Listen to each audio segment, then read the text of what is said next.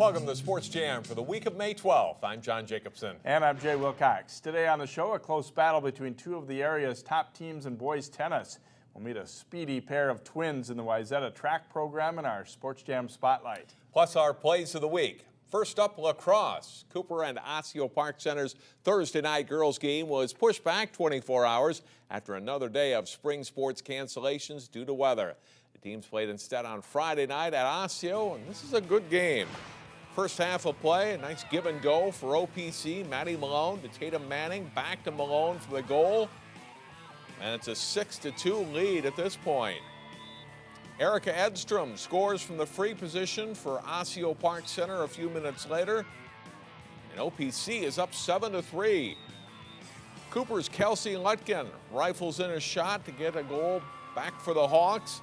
And then a great play coming up here. Abby Eggstead passes ahead to Haley Sundquist, takes it off the turf, spins and scores, and makes it a 7-5 game at the half. Early in the second half, Sundquist, who scored 6 goals on the night, hesitates and then fires in another one. And this one ties the game at 7. Osseo Park Center counters by scoring the next 3, 2 by Maddie Malone. This one makes it 10-7 OPC. The Hawks keep it close. Eggstead goes high with a shot here and scores, and Cooper is down just 1 at 10-9. But Osseo Park Center hangs on. Nice individual effort by Ariana Marciniak here. She goes in and scores. Osseo Park Center wins 13-10. OPC is now 5-3 on the season. In boys lacrosse, Champlin Park faced off with Osseo Park Center. Rebels' Tyler Smith passes to the middle for Nick Bundy, who scores as he's knocked down. That goal makes it 1-0. Good run up the middle by long stick midi Cole Grebner as he gets loose before shooting and scoring to make it 3-0 Champlin Park. Just over a minute later, Osseo Park Center gets on the board. Boone Almquist, that's his 22nd goal of the season. That makes it 3-1. It's a good first quarter for the Rebels. Max Turgeon fights off the defender and scores. Champlin Park's 6th goal of the first quarter. They're up 9-2 at the half. The Rebels go on to win 14-8, and they beat 5th-ranked Jefferson 8-7 in triple overtime on Saturday. In prep baseball, Park Center and Wayzata had very busy weeks. They met up at Wayzata, and the Trojans hit right away in the first. Connor Trigstead singles to right. It scores Will Beninga for a 1-0 Trojans lead. Next batter up is Jake Marsh, and he'll line it to left where it is misjudged out there. Trigstead scores. The Trojans take a 2-0 lead in the bottom of the first. Meanwhile, Wayzata left-hander Jack Sorensen mows down the Pirates. This is one of his 10 strikeouts on the day. Wayzata keeps on swinging. Mickey Leas drills a hit to right center in the 3rd inning. Trigstead scores, and Leas hustles into second with a double. And it's 4-0 Trojans. They add one more in the inning to lead it 5-0. They break it open in the 5th. Sorensen comes through with the bat, drilling a single to center to score 2. Not a good day for Park Center. They trail it at this point 9-0. And Sorensen completes the job. Park Center gets a run in the 7th on a wild pitch after 2 walks, but Sorensen throws a no-hitter, and Wayzata rolls to a 9-1 win. I mean, that's kind of like how my groove I stay in. I kind of work quick and try to get the ball, throw it home, and get in, go hit, and get runs. So, I mean, that's how I've been pitching my whole life. So. With their busy schedules, coaches appreciate bullpen-saving efforts from their starting pitchers, like they got in the Champlin Park Maple Grove game. This one is a pitcher's duel. Brandon Rushmeyer of Champlin Park hits Ethan Hendricks on a check swing strikeout here. Noah Croker follows suit for the Crimson. His curveball gets Michael Brooks swinging for the Rebels. In the 4th, Croker's in a mini jam, but Jason Anderson will bounce to second baseman Brett Schultz. He tags the runner and flips to first to get the double play to end the inning, and this game is still scoreless. In the 5th, Champlin Park gets on the board as the Croker pitch will be in the dirt, skips past the catcher. Eric Pearson scores, and it's 1-0 Rebels. Rushmeyer protects that lead. He gets Schultz on a strikeout in the top of the 6th inning. That keeps it 1-0 Champlin Park. In the bottom half of the 6th, the Rebels get an insurance run as Pearson will bounce a hit through the left side. Daniel Kilb scores to make it 2-0 Champlain Park. And Rushmeyer does the rest, shutting Maple Grove down on just 68 pitches for a 2-0 victory. Wayzata's boys tennis team will look to defend its state title this spring. The Trojans getting all they could handle though from Hopkins. At number 3 doubles, Billy Yancey and Andrew Swisher for Wayzata. They get the point here and win a close 3-set match. And that's really the theme of this one. 3 singles, Chase Johnson serves for the Royals. He gets a forehand winner and he goes on to win in 3 sets. Second singles, a good battle. Hank Lee with a good serve for Wayzata. He runs around the forehand and rips a winner down the line. But Andrew Rust wins the match in 3 for the Royals. Watch a great touch here on the backhand lob for the point.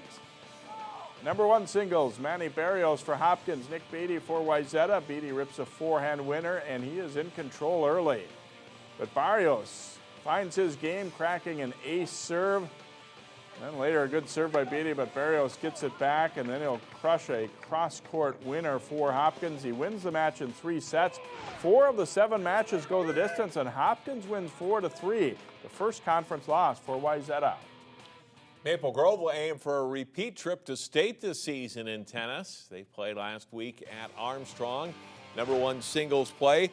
Armstrong freshman Nikita Shezko really dialed in early. Hard approach shot and a volley winner. Then Shezko runs down the deep ball in the corner and rips a forehand winner, and he builds a 4-1 first set lead. But Maple Grove's Zach Atkins comes back to win the first set 6-4 and takes the second set 6-3 to win the match. Number 2 singles play, Charlie Atkins for Maple Grove, Hunter Cornelius for Armstrong. They trade shots in the net before Atkins puts away the winner. He wins 6-2, 6-1. 3 singles, Sam Hochberger serving for Armstrong. Joe Lipovitz will stroke the forehand winner for the Crimson. At number 2 doubles, Rudy Lipovitz and Trey Landis in the far court for Armstrong. Lipovitz cracks the volley winner. Maple Grove wins this match. Ryan Peterson and Gift winning 7-0 the final.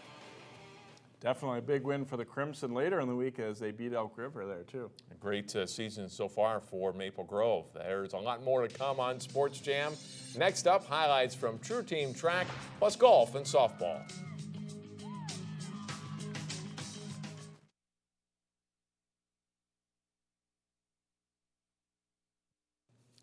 The High School League state-sponsored section track and field meets are in 3 weeks throughout the state. Several schools, though, compete in Section True Team meets. Wayzata was the host for the Section 7 3A meet. Girls 200-meter dash. Hopkins' Dammy Manuel Moore wins at a time of 26:14 seconds. Wayzata sophomore Ruby Stauber is 4th. Boys 1600, Hopkins' Joe Klecker holds off a late charge from Eden Prairie's Cal Lawton. Klecker's winning time 4 minutes, 22.1 seconds. Girls 3200, Wayzata's Anna French way out in front, lapping some of the other runners and winning with a time of 10 minutes, 52.16 seconds. Boys 4x200, Mitch Walber blazes the anchor leg, giving the Trojans first. The boys pole vault, Wayzata's Ben Yost is the winner, clearing a top height of 14 feet. Here are the final team scores. Wayzata's boys win with 1,022 points. Hopkins is second. Armstrong places 6th. We'll meet the Smith brothers of Wayzata's boys later in the show. And the girls meet Minnetonka as the Section 7 True Team champion. Wayzata's 3rd with Hopkins 4th and Armstrong 8th. 2 of the top girls and boys golf teams met up as Wayzata played host to Edina in a late conference matchup. This is Will Holmgren of Wayzata teeing off at Wayzata Country Club in this dual match. And his brother Jack hits a superb approach shot on the 3rd hole. Jack Holmgren drops it softly and winds up about a foot from the hole. He birdies it on the way to a 77 for the Trojans. Wayzata's Grant Raha has good touch on the chip here on number 2 as he'll knock it to within about 6 feet. However, Wayzata loses to Edina by 5 strokes, 314 to 319. The Trojans and Hornets girls teams meeting too. Theirs is a 9-hole event. Wayzata's Sarah Burnham rolls home a 6-footer for birdie on the 3rd hole. Burnham records a 38 for the day to lead Wayzata. Edina's Hannah Hankinson knocks down the putt on number 3 as she shoots a 39 for the Hornets on the day. Wayzata, though, loses by 4 shots to Edina, 170 to 174. In softball, wins have been hard to come by for Armstrong and Champlain Park this spring. Something had to give as the Falcons and Rebels met up at Armstrong. Rebels pitcher Cassie Meyer snags a comebacker and doubles a runner off first base for a double play. The bottom of the fourth, nobody can make a play on this one. Lexi Ripka powers a high pitch over the fence for a solo homer and a 1-0 Falcons lead. The top of the fifth tied at 1. The go-ahead run on second. Armstrong left fielder Nikki Kier makes a diving catch that saves a run and ends the inning.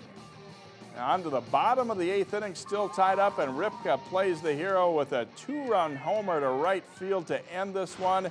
Armstrong wins it 3-1 in 8 innings. Maple Grove's top-rated softball team looked to post its second win of the season over Champlain Park. Jordan Genrich lays down the bunt. Brittany Davis beats a tag at home to score after stealing second and third, and it's 1-0 Rebels in the second inning. That changes with one Maddie Gordon swing. Gordon connects with a Cassie Meyer pitch and drives it over the fence and right. It's a 2-run shot for Gordon, and it gives Maple Grove a 2-1 lead in the third inning. They add to the lead in the fifth. Sarah Michael singles up the middle to score Gordon, and it's 3-1 Crimson, and they aren't done yet. Sarah Southern slices a liner to left that brings Michael home. Southern goes 4 for 4 in the day. Crimson get 3 in the inning to lead 5-1. And that is plenty for pitcher Sydney Smith. She fans 11 Rebels, throws a 3-hitter in a 5-1 Crimson win. Friday under the lights, the Crimson edge Osseo 2-1 in 8 innings. Smith outduels Courtney Calkins for the Maple Grove win. The Ticino Grace softball team won a wild 13-11 game against Cooper early last week. Grace's game against Columbia Heights was nothing like that one. The Eagles hosting the Highlanders on Friday, and this one's a pitcher's duel all the way. Quincy Gross of Columbia Heights fans Grace slugger Alex Reek in the first inning. Tessa Archer of Grace matches her and gets help from her defense as catcher Alex Ganaway fields the bunt and throws to third to get the lead runner. Archer strikes out Lizzie Lentz with a changeup in the fourth, one of 9 Ks in the game for Archer. And it's scoreless until the 8th when Adrian Samuels drops a hit into right and it's bobbled. Gross rounds third and heads for home and scores the only run of the game as Columbia Heights edges Grace 1-0. We'll talk to the Eagles later in the show. In adapted softball, the Osseo CI team, representing all of District 279, is playing very well this spring. The Orioles facing another orange and black team, White Bear Lake. Osceo's Aaron Clark drills a hit to center to score Tasha Fay and Paige Faber in the bottom of the first as the Orioles get off to a fast start. Megan Thompson grounds one past the third baseman. Mark Bazile scores. Osseo gets the maximum 5 runs in the first inning. Some nice defense, too. Shortstop Bazile chases down the pop-up, realizes the runner on first is strayed too far, and he throws to first to complete a double play. More hitting now as Clark tags a double to left for Osseo in the bottom of the second. Fay is in to score. Osseo builds a 9-0 lead through 2 innings. In the third is more of the same. Clark drills another big hit. The Orioles take care of the Bears 15-1 to improve to 8-2 for the season. They are playing very well. We see defense is a key in adapted softball as well. A little bit overlooked sometimes, but holding a team to 1 is pretty impressive. Straight ahead in our Sports Jam Spotlight, twin speedsters from Wayzata lead the Trojans boys track team.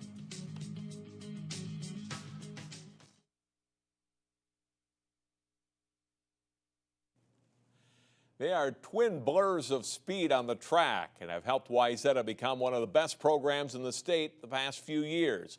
In this week's Sports Jam Spotlight, we meet brothers who will stay together for at least 4 more years. Track and field wasn't the first love for identical twins Michael and James Smith. Now to pass on first down. It's the backup quarterback, and he's got a receiver, and he's got the catch. Michael Smith. Wide receiver Michael played football from a young age all the way through his senior year last fall. For James, the sport was soccer. He was a 4-year player for Wayzata. I really love soccer, and a lot like Michael, like soccer was like kind of my first love for a sport. I played it since I was a little kid. while everyone kind of went off and played football, I just was like, I don't really have a reason to change. I really like soccer. Oh, I loved it. I mean, great program here, obviously. Great coaches. Love my teammates. We didn't have maybe the most successful year this past year, but I love the experience all the same. But their best sport is track and field. They were valuable members of the Trojans' 2012 state championship team. The Smith brothers were half of the state meet record-breaking 4x200 relay team a year ago, and both own a pair of gold medals for winning the state 4x400 relay in each of the past 2 seasons. After competing in 7th and 8th grade in middle school, the two almost didn't go out for the high school team as freshmen. In 9th grade, we weren't even sure if we were going to come out for track because we also played tennis in the spring, so we kind of had to choose which sport. And we ended up, Coach Pop actually came up and found us and then actually convinced us to come out. And I mean, we didn't know how fast we'd be at all, but we had a lot of success our freshman year, and then we just kind of stuck with it, and it's been wonderful. So. They often run the 400 meters together in races, with James sometimes running the 800, while Michael often competes in the shorter sprints. Michael has 2 top 4 finishes at state in the 400, but that doesn't bother James. People kind of like ask me, am I ever like jealous of my brother for getting all these recruitings? And I'm like, no, I'm really appreciative of it because more often than not, he was kind of my way of getting recruited as well because they took an interest in me as well. So I'm just really appreciative of him. I'm proud of him too. Their collective success will keep these two twins together for 4 more years. Back in February, on National Letter of Intent Signing Day, the Smiths made their commitment to Cornell University in New York State. Headed to an Ivy League school for academics and athletics wasn't really planned. We kind of just decided, whatever happens, happens. We know that recruiting, it doesn't always work that way. But yeah, we were fortunate enough, to get the opportunity. They're interested in both of us. They flew us out there. Kind of fell in love with it immediately. It's a great education, which is was kind of like a big selling point for us because obviously that's something we value a lot. So what's the biggest difference between Michael and James? What my friends tell me is I usually smile a little bit more. Like if they see me say oh hey James, I'll probably be the one to crack a smile a little bit quicker than my brother. I guess I'm just a little, louder than my brother sometimes, but I mean, we're very similar. I honestly don't think we look that similar, so it's hard from my perspective. I don't know, I'm a little taller, I guess. Lookalikes or not, the fact remains that less than a month remains in the season as the Smiths look to help the Trojans bring home another state title. Regardless, Wayzata track has been a great experience. Track and field, it's been a really big part of my life, really. It's opened a lot of doors to me that I just wouldn't even think would be possible to begin with, and the people I've met through the program is met some really incredible people, and I'm just really appreciative of everything it's opened up for me. We get great support out here. We have some of the best coaches that we could ask for. They're great role models for us. We have great teammates. It's really fun to come out here and work hard each day. I mean, we work really hard, but we can have fun doing it, and so I've really enjoyed it. Wayzata will run in the state True Team meet this Friday at Stillwater High School. James and Michael said they both likely will study economics at Cornell. J-Talk softball next, plus our plays of the week.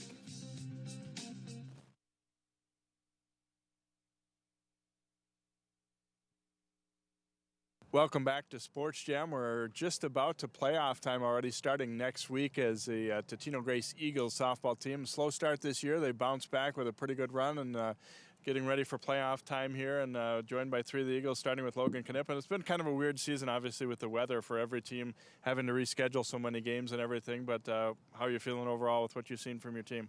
I mean, with the weather and everything, I think we came back strong. I mean, we've had a couple of losses, but other than that, we came out and, I mean, we go against some competitive team, so I mean we just go out strong and hope for the best. Yeah, very early in the year you guys played really some great teams to begin with. Even though you didn't win those games, did you feel like you learned from those games too? Oh yeah, I think we all learned from the games, and I mean even if we lose, we learn from every mistake we make, so that's all we can hope for. What has to happen at playoff time for you guys to put together a little bit of a run? Confidence. We need the confidence and believe in each and every one of us, and that's all we can do. All right, Logan, thanks for joining us. Best of luck when the playoffs roll around here. Thank you. And Julia Solwald, your team, this week even have had some big variety of games, real high scoring against Cooper, and then you go 1-0 8 innings with Columbia Heights. Has it been fun to see the contrast? You know, some games a lot of offense, some games not as much? I think it is because we learn from our mistakes that we have in the 8th inning games, and we need to come ready to play.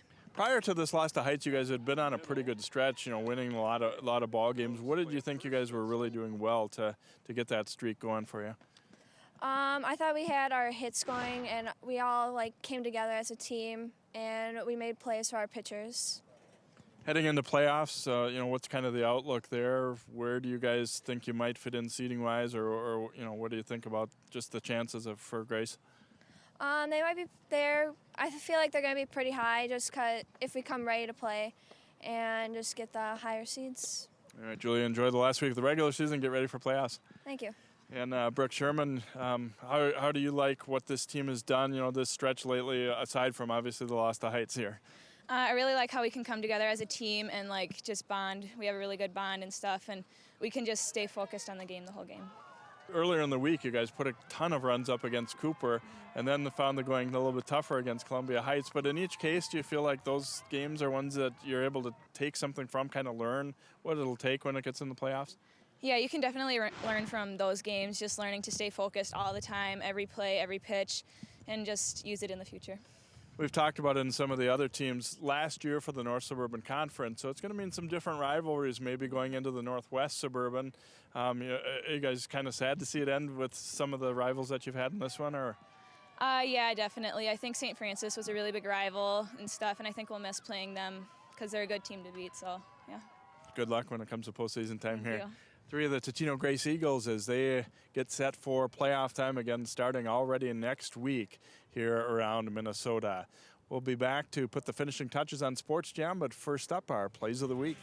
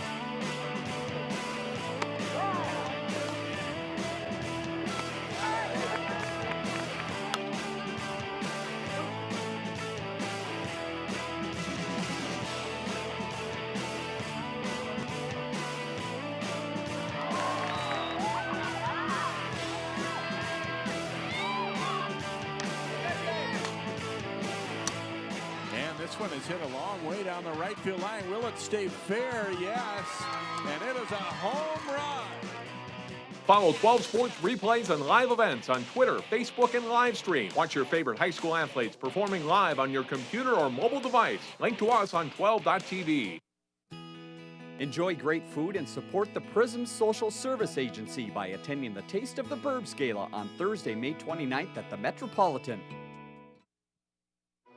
Learn and reflect at a special presentation titled From the Militia to the National Guard on Wednesday, May 21st at 7 p.m. at the Golden Valley City Hall.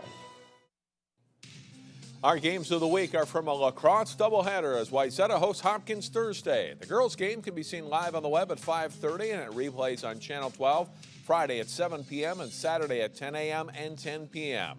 The boys play at 7:30 that night, watch it live on the web, or Friday at 10 p.m. and Saturday at 1 and 7 o'clock here on Channel 12. And that will do it for this week's show. Thanks so much for watching. We're speeding into playoff time in several sports, and we'll have it covered for you here on Sports Jam. See you next time.